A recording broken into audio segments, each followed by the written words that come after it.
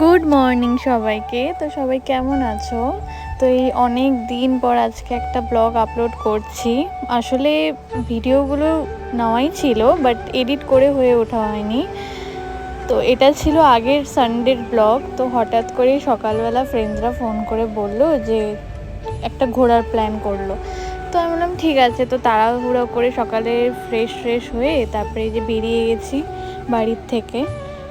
তো আমি প্রথমে জানতাম না কোথায় যাবে, ওরকম কোনো কিছু প্ল্যানই ছিল না। তো সবাই মিলে একটা জায়গা ডিসাইড করলো।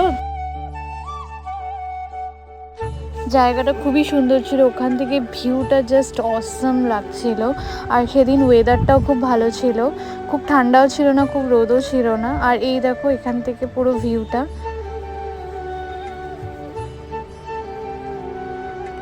এখানে না একটা জায়গা করা আছে যেখান মানে সিঁড়ি দিয়ে উঠে তারপরে এই পয়েন্টটাতে যেতে হয়, ভিউ পয়েন্টটাতে, যেখান থেকে মানে তুমি পুরো ভিউটা পাবে।